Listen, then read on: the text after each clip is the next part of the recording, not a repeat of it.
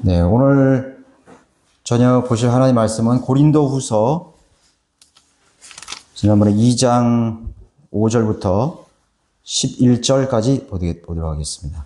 고린도후서 2장 5절. 그러나 만일 어떤 사람이 슬프게 하였다면 나를 조금만 슬프게 한 것뿐이니 나는 너희 모두에게 큰 부담을 주지 아니하려 하노라.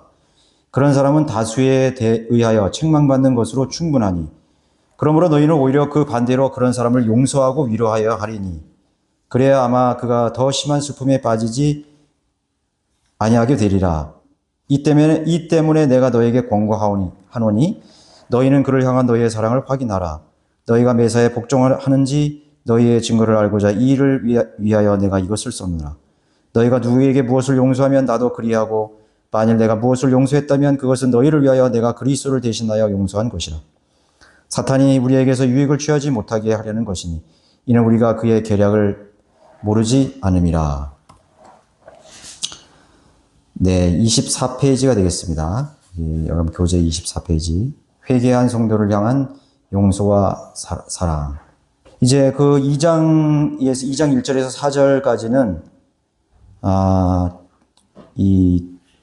내가 그 고린도 교회에 가는 거에 대해서 그 부담을 주지 않는다는 그런 메시지를 줬잖아요.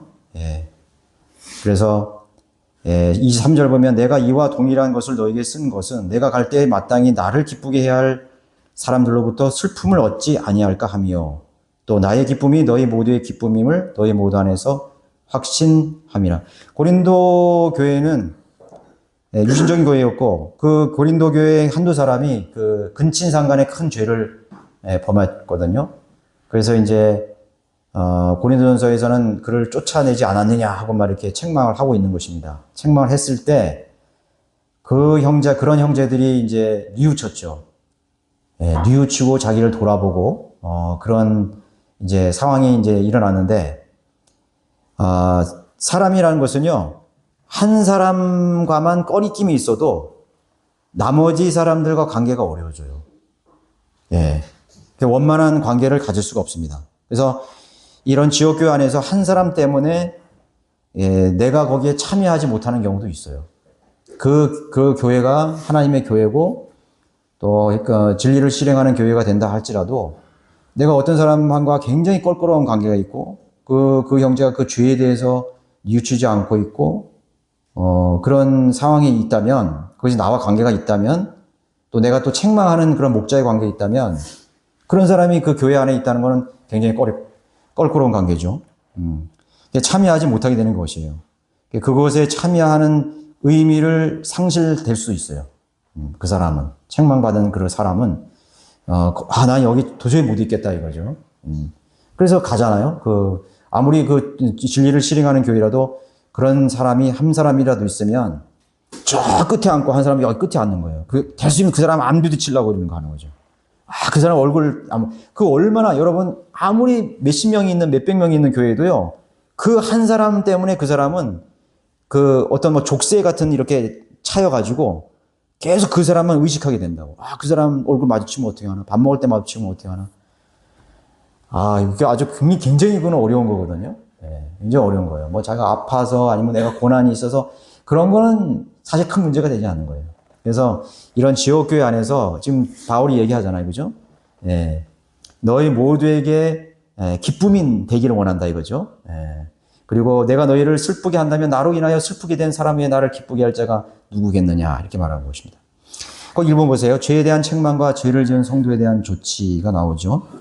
거기 마태복음 18장 15절 보면 이거는 징계에 대한 교리입니다. 징계에 대한 교리예요. 마태복음 18장 15절로 19절. 예수께서 말씀하셨죠. 또 내 형제가 내게 죄를 짓거든 가서 너와 그 사람만 있을 때 그에게 그의 잘못을 일러주라. 만일 그가 내 말을 들으면 너는 내 형제를 얻은 것이라. 그러나 만일 그가 내 말을 듣지 아니하면 너 외에 한두 사람을 더 데리고 가서 두세 증인의 입으로 모든 말을 입증하게 하라. 그래도 그가 말을 듣지 아니하거든 교회에다 말하고 교회의 말도 듣지 아니하거든 그 사람을 이교도나 세리와 같이 여기라. 진실로 내가 너에게 말하노니 무엇이든지 너희가 땅에서 묶으면 하늘에서도 묶일 것이요 또 무엇이든지 너희가 땅에서 풀면 하늘에서도 풀어지리라. 사도들의 결정에 의해서 하늘에서도 그렇게 결정을 내린다는 거죠. 그런 권위를 갖고 있다는 것을 말하는데, 오늘날의 이런 교회의 징계에 대한 교리로 우리가 적용해 볼 수가 있는 것입니다. 그래서 이게 바로 징계의 원칙이에요. 죄를 지은 형제에게 개인적으로 가서 그 잘못을 일깨워 준다. 그래도 말을 듣지 않으면 자신 외에 한두 사람을 더 데리고 가서 모든 사실관계를 확인하는 가운데 두세 증인의 입으로 꾸짖는다. 그래도 말을 듣지 않으면 교회가 말하고, 그래도 말을 듣지 않으면 쫓아내야 한다. 추례죠, 추례. 너희 가운데 음행이 있다는 것은 다 알려진 바로되, 즉 어떤 자가 자기 아버지 어머니를 취하였다는 것이니 그러한 음행은 이방인들 가운데도 없는 일이라. 그런데도 너희가 통곡하기는커녕 교만해져서 어떤 행위를 한 자를 너희 가운데서 쫓아내지 아니하는도다. 고린도전서 5장 1, 2절의 말씀이죠. 심지어 바울은 그의 육신, 혼이 아님 사탄에게 넘겨주어 멸망케 하려고 했다. 그뿐만 아니라 성경은 그에게 추례시킨 자를 이교도나 세력같이 여기라고 주님께서 말씀하셨죠. 말하자면 죄를 지은 누군가가 성경적인 책망에도 불구하고 돌이키지 않는다면 그를 구원받지 않는 사람처럼 취급하라는 것이다. 구원받지 않는 사람처럼 취급을 당할 만큼의 죄를 지었다는 것은 참 큰 죄죠. 큰 죄입니다. 징계가 불가피한 그런 추례가 불가피한 경우를 말하는 것입니다. 여기는 그 불신자들에게도 없는, 이교도에게도 없는 그런 죄를 지는 근친장관. 마땅히 이거는 추례의 대상이 되는 거죠. 또 있죠. 교회의 권면을 계속해서 대적하는 것입니다. 순종하지 않는 것이죠. 그래서 모세를 대적한 것 같이 말이죠. 그러니까 모세를 대적하니까 하나님께서 심판해 주셨잖아요. 그 의인의 회 중에서 분리시켜버린 것입니다. 또 양무리를 실족해 하는 그런 사람들, 이런 목회자나 목자 몰래 뒤에서 양무리를 계속 실족해 하는 겁니다. 그러면 암암리에 이렇게 교회 밖이라든가 이런 모임에서 계속 그 사람을 실족해 하는 거죠. 그 사람을 공격하고 그 사람을 정죄하고 말이죠. 그렇게 계속 한다 이거죠. 그러면 그거에 대해서 권면을 했는데 그걸 무시하고 또 그런 일을 행하면은 그것은 단호하게 징계가 불가피한 추례의 대상이 된다는 것입니다. 그런 것을 이렇게 일깨워 줬는데도 계속 그러한 죄를 짓는다면 그 사람은 마음이 아프지만 추례가 되는 것입니다. 한 사람의 죄의 누룩이라는 것은요, 사실 온 반죽을 다 망쳐버리는 거예요. 어떤 교회에서 영향력 있는 그런 영적으로 자기가 좀 오래됐다고 그러는 사람이 나는 하나님 말씀으로 그 사람들 정죄한다, 상처를 준다, 이렇게 막 하고 다닌다 이거죠. 그러면은 그 옆에 있는 사람이 그렇게 해도 되는가 보다 하고 그걸 생각하는 거예요. 그래서 그 교회 분위기 자체가 다 그런 식으로 되는 거예요. 예. 그런 누룩이라는 거는 금방 퍼져나갑니다. 그래서 또 그런 것을 또 흉내내가지고 또 사는 사람 또 상처 주고 말이죠. 함부로 막 이렇게 얘기하고 막 그런다 이거죠. 예. 그럼 권면이 아니라 상처를 주는 것입니다. 예. 그 어떤 경우는 이제 이렇게 거리 설교하다가 그 형제가 거리 설교를 이렇게 원칙적으로 못하고 또는 이렇게 부족한 점이 있을 수 있죠. 그런데 그거를 가지고 말이죠. 형제는 그 거리 설교 그런 식으로 하면 되냐고 하면서 말이죠. 더 좀 이렇게 좀 공부하고 와서 해라. 그러면 그 말을 들은 형제는 의기소침해지는 거죠. 사기 꺾여버리는 거죠. 부족하구나 말이죠. 설교 아무나 못하는구나. 이렇게 돼버리는 거예요. 그런 경우가 꽤 있었어요. 그러면은, 이제 그렇게 하는 경우면은 이제 다르게 얘기할 수도 있잖아요. 그죠? 그럼 목회자에게 얘기할 수도 있고, 그러면 우리가 이런 성경 공부를 통해서나 아니면은 우리가 설교를 통해서나 그 거리 설교에 대한 그런 부분들을 얘기할 수 있다고요. 공식적으로 얘기할 수 있다고요. 꼬집어서 얘기 안 하더라고. 그리고 또 형제는 이런 부분은 좀 이렇게 했으면 더 좋겠다. 이렇게 권면해 줄 수 있는 거예요. 그렇죠? 예. 형제는 아직 그 거리 설교할 자격이 안 되는 것 같아. 하면서 말이죠. 이렇게 하면은 그것도 목회자가 아니라 무슨 그 장년부 회장이 말이야. 그런 식으로 하고 청년부 회장이 그렇게 하고 말이죠. 그렇게 하면은 그게 어떻게 되겠어요? 부분들이 누룩처럼 변해가는 것이에요. 그리고 죄에 대한 방관 같은 거 있죠. 그런 것이 죄를 방관하는 거예요. 죄를 방관하는 거예요. 그런 것은 목자가 빨리 교회가 그것을 캐치해가지고 처리하는 문제는 굉장히 중요하다는 것입니다. 한 혼을 징계하는 문제가 여러분 그렇게 쉬운 것입니까? 굉장히 심사숙고해야 될 문제라고요. 심각한 문제입니다. 예. 그래서 이 예수님께서도 이런 징계의 교리들을 이렇게 구체적으로 말씀하실 정도로 말씀하셨고, 또 여기도 마찬가지입니다. 고린도전서에도 마찬가지로 그런 거 다루고 있죠. 그 사람을 추리한다는 것은 마귀의 손에 넘겨주는 거예요. 그러니까 무서운 거라고요. 이게. 그래서 그 혼을 넘겨주는 거라고. 그래서 마태복음 18장 17절에 말한 것처럼 이교도나 세리같이 여기라는 것은 참 이거는 무서운 징벌이라고요. 그러니까 로마 가톨릭이 자신의 교회가 정통교회라고 생각했기 때문에 자신의 거룩한 교회, 거룩한 공회, 그 가톨릭 교회에서 분리시킨다 그런 거예요. 그러면 실제적으로 로마 가톨릭에서 회원이 박탈당하면요, 엄청난 손실이 오는 거예요. 시민권을 박탈당하고 왕을 폐위시키기도 했어요. 교황이요. 그런 경우가 많았다고요. 그래서 교황이 무슨 왕을 이 지도자를 이렇게 저주하고 파면시키면요, 그거는 마귀에게 내어주는 거라고 그렇게 생각했다고요.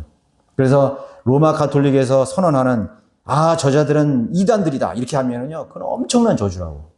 그럼 그 사람을 죽여도 되고 함부로 막 대도 되는 거예요. 마귀의 자식들이기 때문에. 그래서 성경들이 믿는 사람들이 그래서 죽은 거예요. 예. 그럴 정도로 아주 그냥 무가치한 존재를 여겼다고요. 그러니까 실질적으로 우리가 성경대로 믿는 교회에 이렇게 들어왔을 때, 진리 안에서 들어왔을 때, 우리가 바른 성경대로 믿는 교회에서 추례가 됐을 때, 그 얼마나 큰 저주겠어요. 소금을 그냥 밖에다 확 집어 던져버리는 거지. 그러면 사람들 앞에 밟혀버리는 거게 되는 것입니다. 그래서 의인의 회중에서 분리가 되면은, 여기 고린도전서 5장 5절에 한번 보세요. 그러한 자를 사탄에게 넘겨주어. 참 무서운 말이에요, 이게요. 사탄에게 넘겨준다는 말이죠. 사탄에게 넘겨주어 그 육신은 멸망케 하여도 그 영은 주 예수의 날에 구원받게 하려 함이라. 여러분, 이렇게 악어떼가 이렇게 막 드실드실하는 우리에다가요, 닭 한 마리를 확 집어 던져봐. 어떻게 되겠어요? 갈기갈기 다 찢어 죽이는 거예요.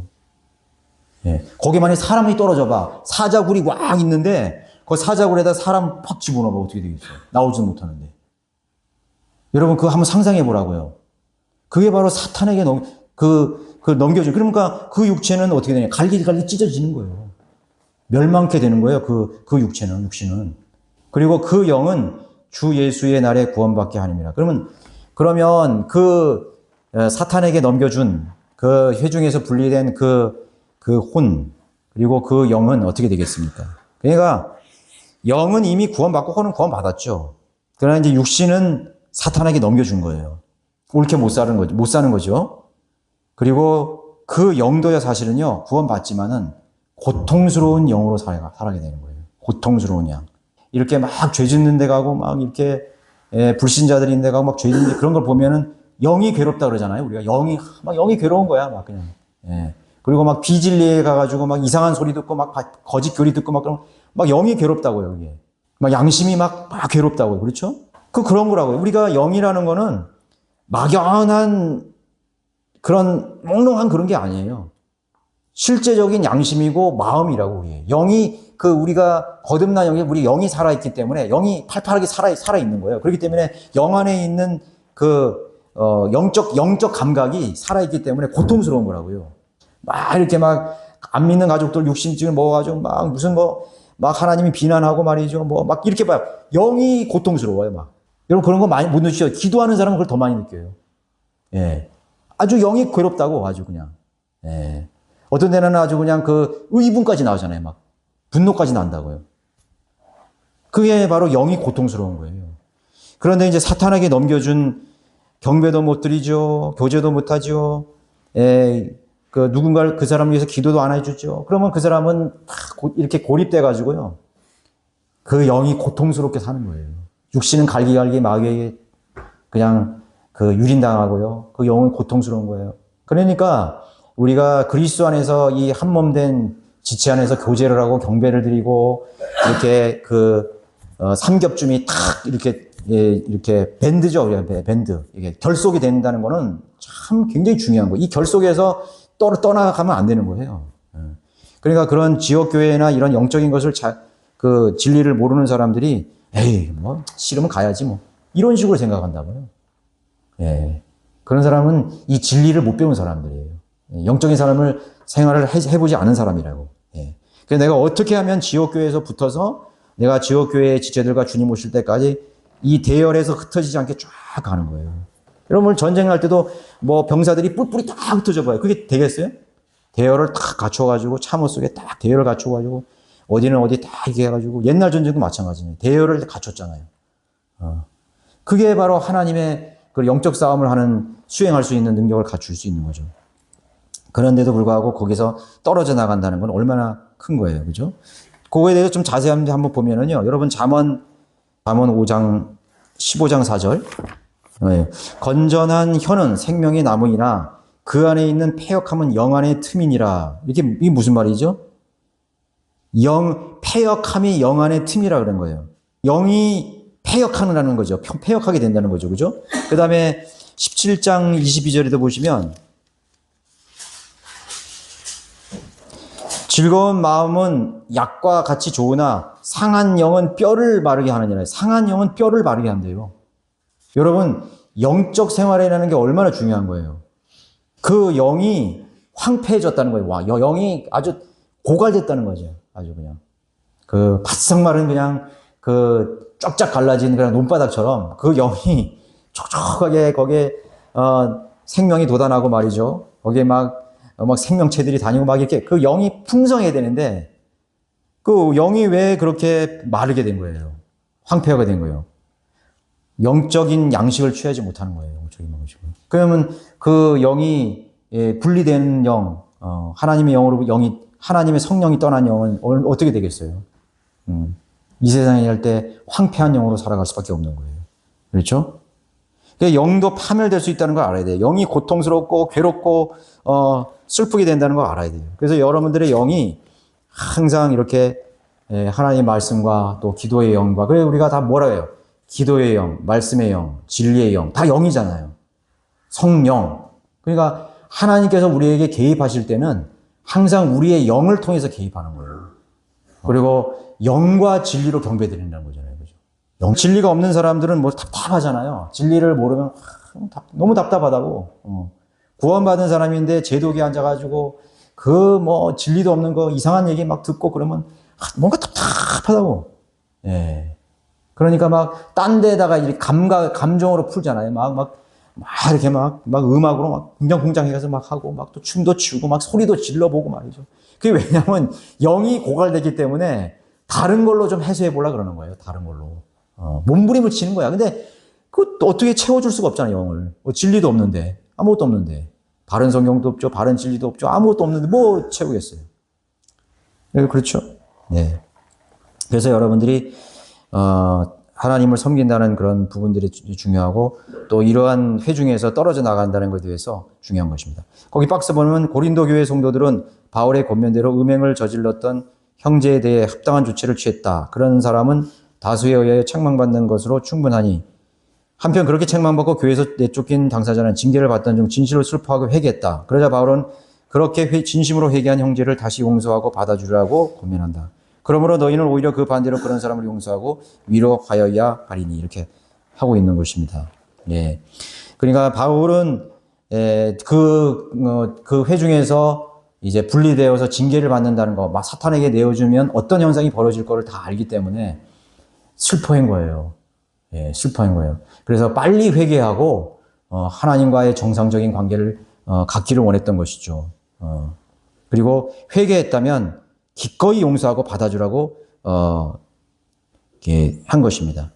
이 성령들을 믿는 지역교회를 떠나는 문제를 하찮게 여기서는 안 되는데 사람들 좀 너무 답답한 게 뭐냐면 그렇게 어렵게 그 진리가 있는 영으로 진리로 경배드릴 수 있는 이 교회를 찾았는데 그냥 쉽게 그냥 그걸 박차고 나가는 사람 보면 참 그 답답하죠. 그런 사람은 참 그걸 너무 하찮게 여기다니 너무나 그런 참 안 된 사람이에요. 그래 이제 그런 사람을 이렇게 한 사람을 이렇게 스스로 떠난 사람도 그런데 죄를 지어서 그 하나님의 자녀를 분리시켜야 된다는 그런 생각을 가졌을 때 한번 여러분 생각해 보세요. 바울이 여기서 밝혔잖아요. 그 지금 바울의 마음을 여러분 4절에 나는 마음의 큰 환난과 고통 속에서 많은 눈물로 너에게 편지를 썼다 이거죠. 야, 참 바울 사도는 정말 이 아버지의 마음, 이 그리스도의 마음을 품은 그런 사랑이 충만한 하나님의 사람의 종이었대요. 그죠? 눈물로 너에게 그렇게 편지를 썼다고 하죠. 그 마음의 큰 환난, 육신적으로도 환난과 핍박이 있는데 마음의 환난과 고통 속에서 여러분 그 고뇌가 얼마나 컸으면 그 눈물로 이렇게 편지를 썼겠습니까? 여러분들 자녀가 이렇게 많은데 한 명을 전쟁터에 보냈어. 그 한 명의 아들을.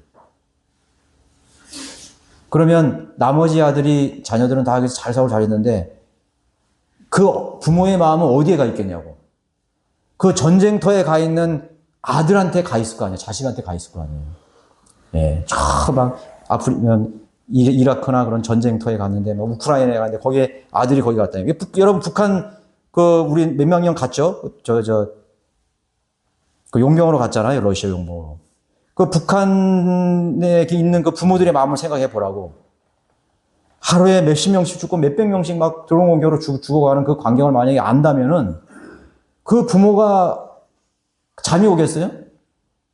잠이 오겠냐고. 절대로 잠이 올 것 같지 않을 거라고요. 그게 바로 그 마음이에요, 그게. 저는 그때 효남 형제 그 동생이 안동 정신병원에 가 있었잖아요. 왜 집에 못 있냐면은 막 물건을 다 두드려 부신다는 거야. 막 폭행한다는 거야, 사람을. 내 자식임에도 불구하고 나하고 같이 살 수 없다는 게 얼마나 가슴 아프겠어요. 저는 한번 그 아버지하고 어머니 마음을 한번 생각해 봤거든요. 야, 하나님을 원망한다면 저는 충분히 이해해요. 그 어머니가 하나님이 계시다면은 왜 나에게 이런 시련을 주십니까? 그렇게 원망할 난 충분히 이해한다고. 예. 그러니까 그 효남 형제가 뭐라 하냐면 어머니 어떻게 사시냐 그러니까 아유 우리 막내 그렇게 한숨을 쉰다는 거예요. 내가 그걸 딱 그 얘기를 들었어요. 가슴이 너무 아프더라고요. 예. 집에 같이 자야 되고 같이 다 장성했는데 자기가 못 보는 얼굴을 못 보는 거예요. 그 정신병동에 보낼 수밖에 없는 여러분 부모의 그런 심정을 한번 생각해 보세요. 그거는 당해보지 않은 사람은 절대로 모를 거라고. 우리 자녀들이요, 이렇게 건강한 자녀들이 어디 여행 갔다가, 막 여행 갔다가 뭐 어디 아프대. 그러면 그 소리만 들어도요, 신경이 탁 날카로워지잖아요. 그죠? 아주 예민해진다고, 딱 해준다고요. 여기 뭐 또 아프진 않을까? 막 하면서 막 예민해진다고요. 또 특히 이제 지병 같은 거 이렇게 있는 아이가 멀리 떨어져가지고 뭐 군대를 간다든가 뭐 여행을 가는데 뭐 갑자기 뭐 어디 아파가지고 뭐 하고 있다면 일이 손에 안 잡힌다고. 그게 부모의 마음이라고요, 그게. 바울이 한번 이 심정을 한번 생각해 보라고요. 바울이. 바울은 그 그리스도의 심장을 가진 사람이에요, 정말. 성령으로 충만한 사람이에요. 그럼 우리가 그걸 영적으로 우리가 적용해 볼 때는 여러분들 여기도 느끼시는 분도 있지만 우리 필리핀에 갔을 때 제가 그 빈민촌에 갔는데 그 안으로 들어가니까 사람이 엄청나게 많은 거예요. 야, 근데 여기서 그냥 계속해서 하고 싶은데 가야 되잖아. 근데 나올 수밖에 없는 제 마음이 와, 정말 무겁더라고요. 그냥 거기서 복음 전하면 기도하고 말이야, 진지하게 기도하고 그렇게 하는 데인데 그걸 거기에 나올 수밖에 없는 거예요. 지금 3시가 다 됐는데 점심도 못 먹었잖아요. 일행이 우리 기다리고 있었는데. 참 마음이 너무 아팠어요, 그때요. 예. 지금도 내가 사진을 이렇게 봐요, 이렇게 보면. 다 기억나요, 그거. 예. 거기 있는 그 젊은 아주머니들, 거기 있는 사람들 청년들 다 기억난다고. 야, 그래서 내가 그렇게 얘기했잖아요. 여기 사람들 너무 많다, 이 안에. 너무 많다고. 얼마나 많겠어요, 많겠어요. 예. 그러니까 그 복음을 전해주지 못하고 두고는 그런 와야만 하는 그런 심정. 그걸 한번 생각해 보면 우리가 영적으로, 바울 같은 경우는 그 고린도 성도들을, 그 사람이 전도 선교 여행을 통해서 얻은 혼들 아니에요, 그 사람. 그죠? 그런 아주, 보아 같은 그런 혼들이잖아요. 그죠? 우리가 만약에 어떤 지역에 가서 거기에 복음을 전해서 거기에 내가 일정한 동안에 거기서 성경을 가르치고 거기에 어떤 모임이 이렇게 있는데 내가 또 떠나온다고 생각해 보세요. 야, 이 혼들은 어떻게 내가 떠나는가 이거죠. 그런 마음을 아마 애틋할 거예요. 그래서 선교사들이 그래서 제가 그런 얘기를 하는 이유가 뭐냐면, 선교라는 것은 내가 여기서 선교 열정이 생기는 게 아니다.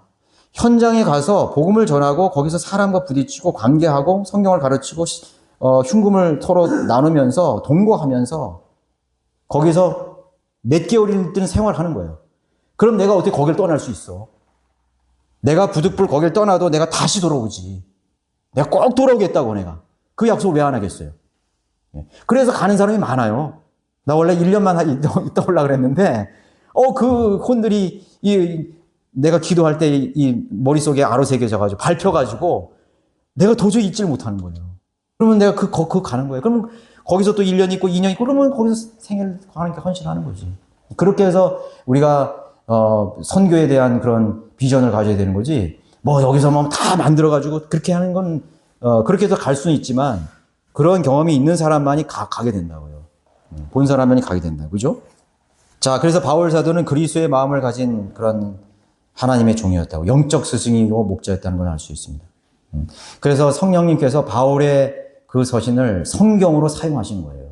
성경 사용하는 여기는 이제 교리적인 것도 있지만은요, 그리스도인의 그런 성품, 그리스도인이 마땅히 가져야 할 내면의 그러한 동기들을 여기 많이 더 배워야 된다고, 여기서. 뭐 교리 배우고 뭐 이런 거, 그것도 중요하지만, 이렇게 바울 사도가 이렇게 여기에 이렇게 적은, 그런 그 성품, 그런 그리스도의 인격, 그 혼들을 향한 그러한 동기와, 그런 애틋한 마음을 가져야 된다고요. 다수에 의해서 책망받은 것은 충분하다고 그랬습니다. 6절, 그죠? 예. 그런 사람은 다수에 의해서 책망받으러 충분하니. 이게 무슨 말이죠? 그러니까, 과거에 그 잘못한 거를 계속 울고 먹지 말라는 거야. 그죠? 어떤 사람은 과거의 죄를 계속 울고 먹어. 너 그랬잖아. 너가 그래서 그랬잖아. 또 조금 잊을만 하면, 너 작년에 그랬지. 너 때문에 그때 말이야. 우리 교회가 얼마나 어려운데 말이야. 막 얘기하면서. 집에서도 그런 경우 부모들 조심해야 돼요. 내가 뉘우치고 있는데 막 또 그거를 막 또 들춰가지고. 그래서 충분하다 그랬잖아요. 그죠? 과거의 그런 죄를 반복해서 들출 필요가 없다는 거죠. 그러니까 다수에 의해서 벌써 책망받은 것으로 그건 충분한 거예요. 충분해. 예, 충분해. 본인은 얼마나 괴롭겠어요. 그죠? 예. 육신적 사람은, 어떤 사람이 슬프게 하였다면 나를 조금만 슬프게 한 것 뿐이니 나는 너희 모두에게 큰 부담을 주지 아니하노라. 그죠? 육신적인 그런 사람은요, 누구든지 부담을 주는 대상이 되고 마는 거예요. 그래서 빨리 그 사람은 성장해서, 육신적인 그런 성향을 빨리 벗어야 돼요. 억지로 막 이렇게 막 내가 괴로운 거는 숨길 필요는 없지만은 그 나의 육신적 성향이라든가 그런 감정들을 표출하는 것에 대해서 조심해야 된다고요. 내가 이렇게 나 혼자 이렇게 짜증내는구나 하면서 다른 우리 친구들이 또 다른 우리 지체들이 성도들이 부담을 가지면 어떡하나. 예. 그럴 수 있다고요. 그렇게 할 수 있다고요. 그죠? 네. 그렇게 할 수 있다고요. 그걸 빨리 그거를 극복해야 돼요. 빨리 풀어야 돼. 빨리 풀고 더 중요한 우리 이 현실 앞에서 내가 은혜를 나누는 것이 중요한 것이지, 뭐 하루 종일 그렇게 인상 쓰고 그러면 다른 사람들이 그걸 보고서 부담을 느끼게 되는 것입니다. 지금 바울이 그걸 얘기하고 있는 거예요. 바울이 그걸 얘기한다고. 내가 기분 나쁘게 가지 않도록 하라 이거예요. 너희들 실패하고 그렇게 부담을 주지 않게 하고 싶다. 그렇게 얘기하는 거예요. 그죠? 예. 그리고 다수에서 책망받는 게 지난 날로 끝. 예, 끝. 하나님께 다 용서해 줬다 이거죠. 하였다 이거죠. 그렇게 얘기하는 것입니다. 2번 보세요. 거기 25조. 회개한 성도에 대한 조치. 죄에 대해 회개한 성도를 용서하고 형제자매로서 다시 받아들여야 한다. 용서했다고 하면서 여전히 그를 향해 시큰둥하게 대하고 있다면 그것은 진심으로 용서한 것이 아니다. 한다면 진심으로 용서하고 위로해 주어야 그 당사자가 더 심한 슬픔에 빠지지 않게 된다. 예. 용서할 수 없다는 게 뭐죠? 과거에 얽매이는 사람이에요. 예. 이 용서가 잘 안 되는 사람은요, 과거에 계속 얽매이더라고요. 그러면 그거 누가 이용하는 거예요? 마귀가 그 사람을 사용하는 것입니다. 예. 마귀가 계속 사용해요. 그래, 마귀가 사용하고 그 사람도 넘어뜨리고 그 사람의 말을 통해서 또 다른 사람을 넘어뜨리고 갈등을 겪게 하고 분열을 일으켜 만드는 것입니다. 예. 어떤 지옥교회는 저는 그런 목사님한테 그런 얘기를 들었어요. 어떤 자매가 죄를 지었는데 그 어떤 형제가 이렇게 보니까, 죄를 지었으면 목사님이 말이야, 단호하게 징계를 하고 말이죠. 책망하고 아니면 추위를 신기든지 교회 조치를 시키는데 안 하거든요. 그러니까 그 목사님한테 와가지고, 목사님, 왜 저 자매는 추례 안 시킵니까? 그러면은 그 사람은 자기가 목자보다 더 위에 있는 권위를 가진 사람이 되는 거예요. 그리고 자기가 다 판단해가지고 하는 거예요. 목회자가 있는데, 목회자가 왜 생각을 안 했겠어요? 목회자가 상담도 해보고, 자초지종도 들어보고, 다 했을 거 아니에요. 그죠? 그런데 그런 걸 다 생략한 건 아무것도 모르면서 목사한테 와서, 목사님, 왜 저 자매 추례 안 시킵니까? 잘못된 거 아닙니까? 이렇게 한단 말이죠. 항상 그런 식으로, 자기가 뭐 대단한 것처럼 그렇게 한다는 거예요. 그런 사람이 왜 그 사람 징계 안 하느냐, 책망 안 하느냐. 그 목자한테 와서 재촉을 하는 거예요. 여러분, 교회는 세워주는 게 더 중요한 거지, 망가뜨리고 쓰러뜨리고 파멸시키는 게 더 중요한 거예요? 아니에요. 세워주는 게 더 중요하다고. 어떻게든지 그 사람이 죄를 지었더라도 그 사람들을 어떻게 해서 회개시키고 자복하게 하고 죄를 뉘우치게 해서 함께 기도하고 그랬으면은 그것으로 끝나는 거예요. 그런데 왜 그런 사람들 막 용납해 주냐고 막 그렇게 하고 막 그런 경우 있다고요. 그래서 그것은 진심으로 용서한 것이 아니다. 용서한다면 진심으로 용서하고 위로해 줘야 한다. 그 당사자가 더 심한 슬픔에 빠지지 않게 된다. 이것은 매우 중요한 문제인데, 그러한 심한 슬픔이 때로는 그 사람의 좌절과 낙심으로 이어지기도 하지만 때로는 또 다른 분노와 복수심으로 이어지기도 하기 때문이다. 그렇죠. 안 갚으면 하려고 그러죠. 그런 거죠. 그죠? 저주하고 말이죠. 따라서 이 부분과 관련하여 가장 중요한 것은 책망도 좋고 위로도 좋고 용서도 좋지만 그 회개한 성도를 진정한 사랑으로 용서했는지 자신을 돌아보는 것이다. 그래서 예수님께서도 어떤 죄인도 회개해서 돌아오면 용서하고 받아주시는 분이죠. 가늠한 여인들 마찬가지잖아요. 그죠? 가늠한 여인들도 용서해 줬잖아요. 그죠? 용서해 줬다고. 네. 그래서 이제 여기 보세요. 다윗 왕이 말하기를 그 압살롬 그로 그의 집으로 돌아가게 하고 내 얼굴을 보지 못하게 하라니, 그러므로 압살롬이 그 집으로 돌아갔으나 왕의 얼굴은 보지 못하더라. 다윗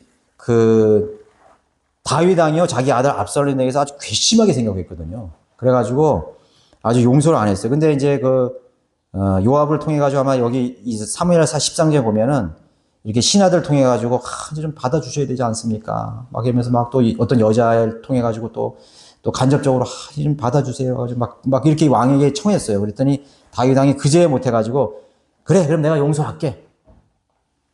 오라 그래. 그래가지고 예루살렘에 오라 그런 거예요. 그런데 2년 동안 얼굴을 안 봤어. 그거 용서해, 진짜? 저는 다윗 왕도 이해 가요. 정말 괘씸한 죄, 정말 용서받을 수 없는 죄, 불효자식. 내가 그래 용서는 할게. 근데 나 얼굴 보기 싫어. 그런 사람 많잖아요. 교회 안에서도 그런 경우 있어요. 그래 내가 하나님 앞에 다 용서하지, 다 잊어버려야지. 그렇지만 나 그 형제 얼굴 보기 싫어. 그런 사람들 얼마나 많은데요. 꼴도 보기 싫어. 그냥 용서는 했는데 그게 뭐가 안 되죠? 화해가 안 되는 거예요. 화해. 금전적인 피해를 입혔다든가 나에게 큰 불명예스러운 일을 했다든가 그런 일을 해가지고 내가 상처를 받았어. 근데 너 용서는 했는데 화해는 안 돼. 다윗이 압살롬을 그 수리에서 돌아오게 했을 때 그를 용서하려 했다면 완전히 용서했어야 했다. 하지만 그렇게 하지 않고 압살롬의 얼굴을 만 2년 동안이나 보지도 않았다. 사실 회개한 사람을 용서했다고 하면서 그와 상대도 하지 않으려 한다면 그것은 진정한 용서가 될 수 없다. 어쩌면 2년의 기간이 압살롬의 마음속에 다윗에 대한 모반을 싹트게 했을지 모른다. 참 아버지가 나를 2년 동안 나 용서했다고 그러지만은 다 한 게 아니구나. 짜증나죠? 그럼 얼마나 짜증나요? 나는 아버지한테 정말 잘못했다고 하고 엎드려 걷고 정말 화해의 입맞춤을 포옹을 하고 싶은데 아버지는 나를 안 만나준다 이거야. 그것처럼 여러분, 하나님이 자비하시다는 걸 여러분 얼마나 감사하다고 생각하세요? 그 원수 같은 정말 그 죄를 지은 우리를요, 용서하셨을 뿐 아니라 화해해 주잖아요. 화해. 우리를 원수된 관계, 진노의 자녀에서 우리를 화해해 줬다고, 우리를 끌어안았다고. 아버지가 탁 나가가지고 말이야, 돌아온 탕자를 가슴으로 탁 안아줬다는 거예요. 용서했을 뿐만 아니라 구속하시고 우리를 화해했어. 아들로 받아주신 거예요. 와, 그거 얼마나 감격스러운 일이에요. 그죠? 근데 하나님이 여전히 우리를 화해 안 했다고 생각해봐. 용서받았는데. 짜증나지. 얼마나 짜증나요. 예. 화가 나고 말이죠. 그러면 오히려 반발심만 더 생기는 거예요. 반발심만. 예. 그래서 진정한 용서란 거는 화해로 마무리되는 거예요. 그죠? 그래서 레위기 같은 데도 보면요. 그 번제 제단 있잖아요. 거기 보면은 레위기 8장 15절 보면은 그 피는 제단 밑에 쏟아 그것을 성결케 하여 그 위에 화해를 이루니라. 그 제단이 화해의 제단이야 보니까. 그 번제단이 하나님 앞에 신세용대로 드리는 거지만 하나님과 우리의 사이를 화해하려고 하는 거예요. 하나님이 우리를 화해하고 싶어 하는 거예요. 그냥 단순한 용서가 아니라 우리하고 그 이스라엘 백성들과 화해하고 싶어 한 거죠. 예, 화해하고 싶은 거죠. 정말 화해하고 싶어. 그렇죠? 얼마나 우리는 감사한 것이죠. 그죠? 예. 그래서 우리는 용서받았고 원수된 관계가 사라지고 그분과 화해했다. 자비와 사랑으로 우리를 받아주셨다는 것입니다. 3번 보십시오. 사탄의 유익을 취하지 못하게 하라. 거듭난 그리스도인이 회개한 누군가를 용서했다면 그것은 그리스도를 대신하여 용서한 것이 된다. 우리가 그 대사관, 제사관 있잖아요. 그 대사들은 대통령을 대신해서 말하는 거잖아요. 그죠? 예. 이것은 그리스도인들이 예수 그리스도의 대행자들, 곧 그리스도의 대사임을 보여준다. 이거죠. 우리가 회개하고 할 때, 회개하고 자배를 선포할 때, 할 수 있죠. 그죠?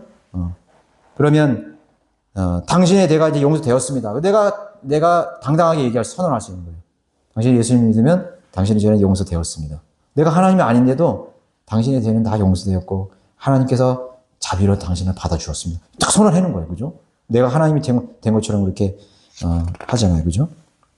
그러므로 이제 우리는 그리스도를 대신한 대사들로서 하나님께서 우리를 통하여 너희를 권면하신 것 같이 우리도 그리스도를 대신하여 너희 간구하니 너희는 하나님과 화해하라. 이렇게 했잖아요. 그죠? 예. 하나님과 화해를 정말 이룬 사람은요, 화해 못할 사람이 없어요. 화해 못할 사람이 어디 있어? 원수까지 다 하나님이 나를 받아주셨다고. 나를 도저히 화해할 수 없는 이 원수의 같은 나를, 원수의 자식을, 마귀의 자식을 하나님께서 용서하시고 나를 화해로 받아주셨는데 내가 화해하지 못할 사람이 어디 있는 거예요? 그래서 하나님의 자녀에게는 그리스도를 대신하여 죄들을 용서하기도 하고 그대로 두기도 하는 권세를 지니게 된다.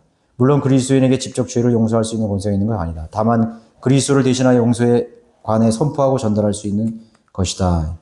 예, 어떤 이유로든지 다시 지역교회로 돌아올 수 없는 이유가 있다는 것은 굉장히 커다란 벽이 있기 때문인 거예요. 아직도요, 용서가 안 된 거지. 예. 아직도 누군가와는 화해가 안 된 거예요. 그 사람은요, 하나님과의 관계가 정상화되어야 돼요. 그래야 하나님이 자신을 어떻게 받아주셨는지를 이해하면 내가 그 지옥교회로 돌아갈 수 있어요. 아버지가 너를 다 용서했어. 성령님의 음성을 들어야 되는 거예요. 성령님의 음성을 들어야 되는 거예요. 그러니까 지옥교회 형제자매계로 갈 수 없다는 거는 하나님께로 갈 수 없다는 거하고 똑같은 거예요. 그 사람은 하나님과 교제가 전혀 되고 있지 않은 사람이에요. 예. 그냥 하나님께 갔는데 성령님이 그러시는 거예요. 하늘에 계신 너의 아버지께서 너 다 용서했대. 그럼 이제 집으로 돌아가도 돼. 나 집으로 가도 된다고? 그거 얼마나 반가운 소리예요. 내가 그 교회로 가도 돼? 이렇게 한번 생각해 보세요. 내가 하나님 앞에 영과 진리로 경배드리는 그 교회로 가도 되냐고. 그래, 가도 돼. 그 은혜를 느껴야 되는 거예요, 그 사람이. 그걸 느껴야 된다고. 갈 수 없는 거예요. 그럼 그 뭐냐면, 너는 아직도 안 돼. 자격이 없어. 너는 그 집으로 갈 수 없어. 이거와 똑같은 거라고. 그러니까 그 사람의 삶은 짜증스러운 거지. 맨날 육신적이고, 만족함도 없고, 불평하고, 원망하고, 사랑의 대상을 너무나 많은데 사랑할 그런 여유가 없는 거야. 마음이 없는 거예요. 은혜를 베풀 그런 마음의 여지가 전혀 없는 것이. 예. 그 얼마나 인생을 그렇게, 참 어렵게 사는 사람이에요. 그냥 어렵게 사는 사람이라고. 하나님 앞에 나가서 하나님 말을 들은다고. 너 이제 집에 가도 된다고. 아버지 기다리고 있다고. 가도 돼. 내가 그렇게 큰 죄를 졌는데 어떻게 가? 아니, 아버지 다 용서해 줬어. 아버지가 너 눈물로 맨날 너 기다리고 있대.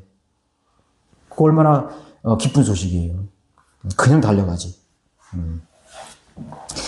그게 바로 그리스도인들의 그런 교제고, 그리스도의 은혜죠. 사탄이 우리에게 유익을 취하지. 그 만약에 우리가 용서하지 않으면요, 누가 유익을 취하는 거예요? 사탄이 유익을 취하는 거예요.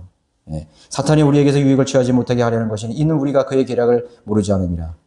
일례로 을맹으로 인해 징계를 받았다가 진정으로 회개하고 돌아온 그 형제를 용서하지 않는다면 그는 낙담과 시리에 빠져 온전히 회복할 기회를 상실한 채 모든 영적인 것들을 포기하는 사태까지 벌어지게 된다. 그렇게 되면 그는 정말로 사탄에게 넘어갈 것이고 결국 사탄만 유익을 취하는 꼴이 될 것이다. 그래서 저는 항상 생각하는 것이요.